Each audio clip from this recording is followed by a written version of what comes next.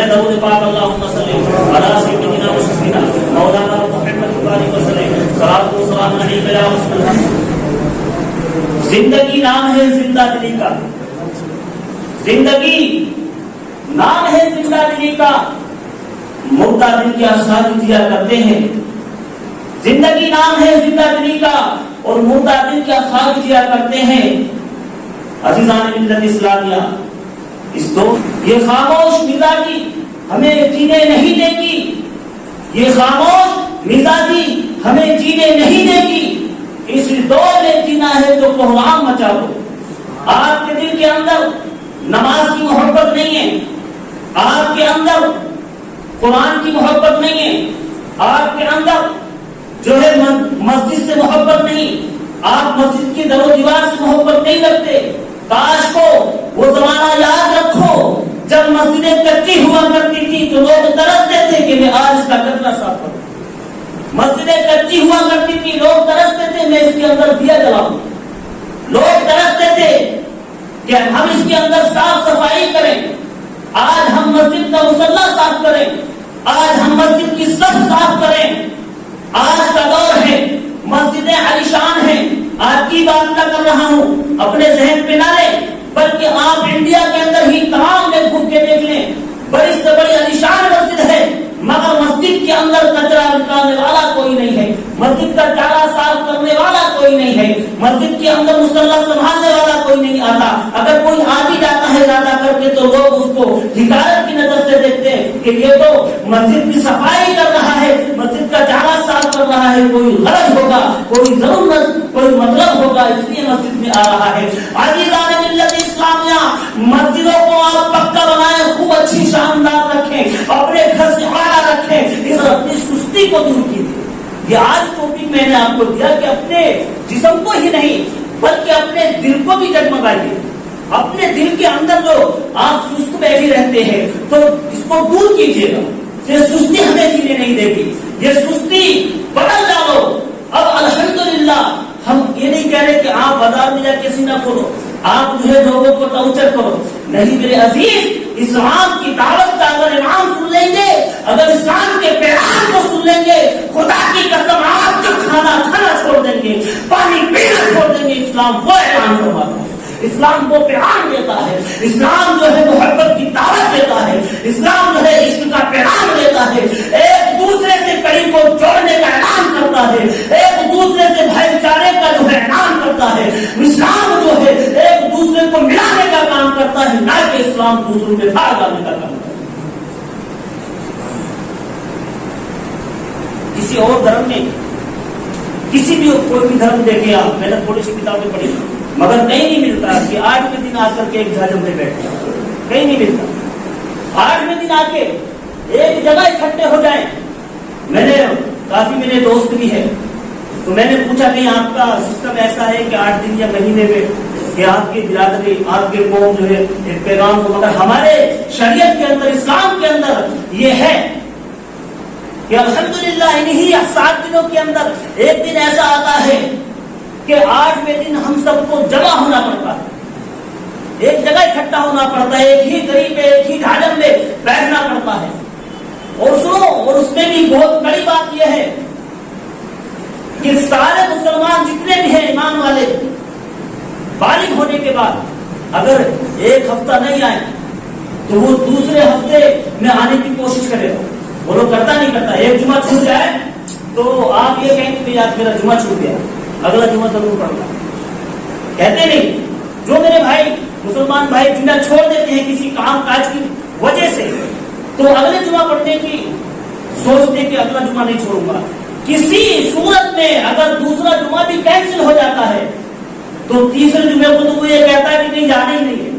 اب الحمدللہ ہمارے جو سسٹم ایسے، ہمارا سسٹم اور ہمارے دھرم کے اندر یہ بات ہے، ہمیں اپنے ایمان کا اتنا خیال رکھنا پڑتا ہے کہ ایک جمعہ کینسل ہونے پر افسوس جتاتے ہیں، دوسرا کینسل ہونے پر ہم جو اس پر افسوس سے پڑ جاتے ہیں، ہم تیسرے دنوں کو چھوڑنا نہیں چاہتے. اس لیے میں بتاؤں آپ کو، ہم اسلام کا اعلان ہے، شریعت میں ہے کہ ایک جمعہ چھوٹ جائے، دوسرا جمعہ چھوٹ جائے اور جان بوجھ کر آپ لگاتار 3 جمعوں کو کینسل کرتے رہیں تو نے اسلام کو اپنے پیچھے ڈال دیا،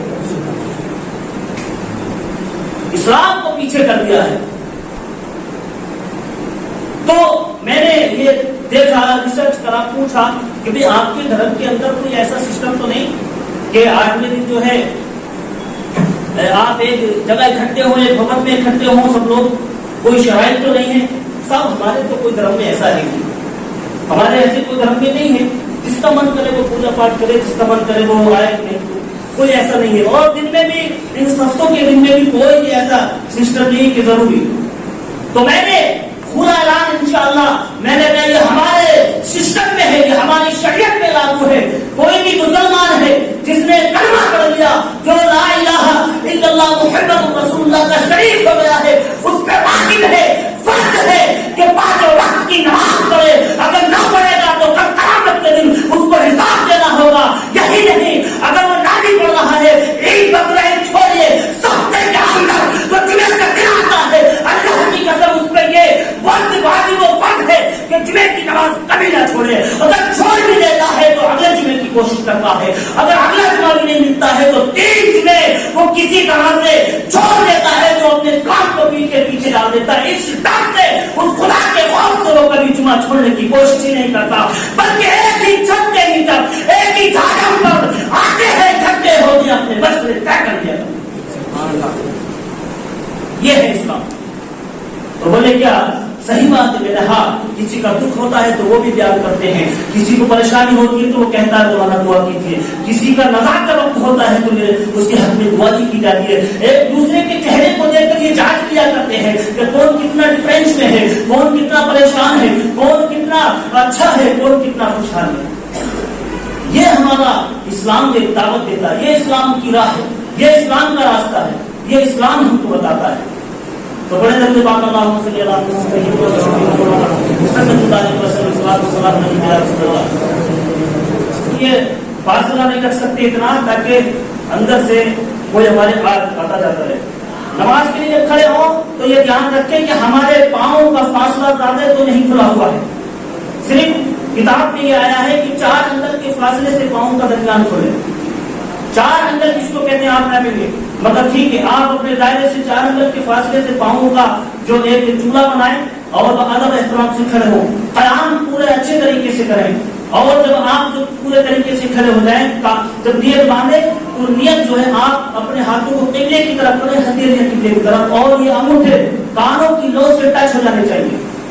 پھر آپ زیر ناف جو ہے اس ہتھیلی کو، یعنی داہنی ہتھیلی کو بائیں ہتھیلی کے اوپر رکھیں، اس سے یہ باندھتے اس طریقے سے، ٹھیک ہے؟ یوں یہ آپ جو سنی حنفی طریقے سے نیت نہیں ہے، آپ نیت کو اس طریقے سے زیر ناف باندھیں گے، تبھی آپ جب ایسے باندھیں گے تو آپ کا وضو بہت اچھا ہو جائے گا۔ اس طریقے سے باندھیں گے تو آپ دیکھنے والا بھی کہے گا کیسے بڑا وضو کا پٹھا لگا، انسانیت کے دائرے میں نہیں ہے۔ خیر آپ کو لگے تو لگے، مگر حقیقت یہی ہے کہ آپ زیر ناف جو ہے نیت باندھیں اور باقاعدہ طریقے کے ساتھ کھڑے ہوں، اور پھر جب آپ کھڑے ہوں گے 4 انگل کے فاصلے سے تو دوسرا کھڑے ہونے والا بھی وہ اس کو دیکھے گا کہ یہاں زیادہ فاصلہ ہوگی۔ تو یاد رکھیں، پھر سجدے میں آپ جائیں تو بہت سے کیا ہے کونیوں کو بھی بالکل کر دیتے ہیں، چمٹا دیتے ہیں، اس طریقے سے زمین پہنچ جاتی ہے۔ ان کو یہ نہیں معلوم کہ ہاں جب ہم سجدے میں جانے تو اس راستے میں جب جائیں گے تو سب سے پہلے دھیرے سے آپ جائیں گے تو ہماری ناک ٹکے گی، ناک کا یہ سرا احساس دلائے گا آپ کو کہ ہاں سجدے میں جا رہا ہے، اور ناک جب ٹک جائے گی پھر پیشانی ٹکے گی۔ اب جب سجدے سے اٹھے گی تو پہلے ناک نہیں اٹھے گی، پہلے پیشانی اٹھے گی، پیشانی اٹھائیں گے پھر ناک اٹھے گی۔ سجدے کے اندر جب ہم یہ انگلیوں کو بالکل نہ چپٹا کے رکھیں بلکہ کانوں کی لو سے نشان لگائیں کہ ہمارے کانوں کی لو کہاں تو ہوگی، اسی کے طریقے سے آپ جو ہے انگوٹھوں کو رکھیں، تھوڑا تھوڑا کھلا رکھیں۔ بہت ایسے کر لیتے ہیں پنجوں کو اس طریقے سے یہ پنکھ پھیلا لیتے ہیں، بالکل آپ دائرے میں رکھیں، پونیاں اٹھائے رکھیں۔ انشاءاللہ کم از کم 3 بار سجدے میں یا رکوع کی تسبیح جو ہوتی ہے سبحان ربی یا عظیم، تو کم سے کم 3 بار ورنہ 7 بار کہیں، لمبا سجود کریں۔ سجدے میں جب آپ پہنچے تو کم از کم 3 بار سبحان ربی الاعلیٰ، اور 3 بار تو وہی کہے گا جس کو جلدی ہوگی، نماز میں کیا جلدی ہے، 3 بار تو جلدی جلدی والا ہی کہے گا نا، تو 7 بار کہیے سبحان ربی الاعلیٰ۔ 7 بار نہ کہیں تو کم از کم 5 بار کہیں، اللہ کی تسبیح، اللہ کا ذکر ہے، سبحان ربی الاعلیٰ۔ تو سجدے میں جائیں تو باقاعدہ نماز ایسی پڑھے کہ آپ کا جو ہے دل و دماغ بالکل خدا کی بارگاہ میں ہو. بہت سے جلدی نماز پڑھے. ایک چھوٹی سی بات یاد آ گئی. ایک بندے کو کسی قاری صاحب نے سمجھا دیا نماز سے بہت کچھ ملتا ہے, ایسی نماز نہ پڑھے, بہت کچھ ملتا ہے. وہ کیا فیری کا کام کرتا, کباڑے والا تھا, کسی کو ادھار دی, کسی کو سب کچھ ادھار بانٹ دیا کرتا تھا. اس نے سوچا کہ مولانا صاحب آگے لگانا ہے تو نماز کی دعوت دینا ہے, چلو عشاء کی پڑھتے. آج عشاء کی پڑھ کے دیکھتے کیا ملتا ہے. پورا دن تو ادھار بانٹا. آئے عشاء میں نماز پڑھی, 2 رکعت نماز جب پڑھی تو حساب جوڑنا کرے گا. ارے ہاں 5 کلو اس پہ ہے, 500 روپئے اس پہ رہ گئے, 1000 روپئے اس پہ رہ گئے. 2 رکعت کے اندر انہوں نے پوری بستی کا حساب جوڑ دیا. صبح مولانا سے بولے بہت سکون ملا بھائی, میں نے 2 رکعت ہی پڑھی عشاء میں, پورے گاؤں کا ٹوٹل جوڑ دیا, پورے گاؤں میں ٹوٹل جتنا گھر ہے سب جوڑ لیا. ایسی کیا نماز, یہ خاص نماز ہے, ایسی نماز نہیں, بلکہ نماز ایسی ہونی چاہیے کہ آپ نیت باندھیں تو آپ کا رونگٹا کھڑا ہونے لگے, آپ جو ہے سجدہ کریں تو خدا کی یاد آ جائے, آپ رکوع کریں تو آپ کو پتا چلے, اللہ کے فرشتے گواہ ہو جائیں مولا تیرا بندہ عاجزی کے ساتھ سجدہ کر رہا ہے, اس کے گناہوں کو معاف کر دے. جب فرشتے اس کے سر پہ گناہوں کی گٹھ رکھتے ہیں, سجدے میں رکوع میں جاتا ہے تو گر جاتی ہے, پھر جو دوسری رکعت میں کھڑا ہوتا ہے پھر رکھتے ہیں. فرشتے مولا سے عرض کرتے, مولا یہ گناہوں کی گٹھی بار بار کی نہیں ہے, اللہ فرماتا مت رکھو اس لیے کہ میرا بندہ بڑی عاجزی کے ساتھ مجھے یاد کر رہا ہے, اس کو ہم نے معاف کر دیا ہے, اس کے گناہوں کو دھو دیا ہے, اس کی گٹھی کو اس کے سر پہ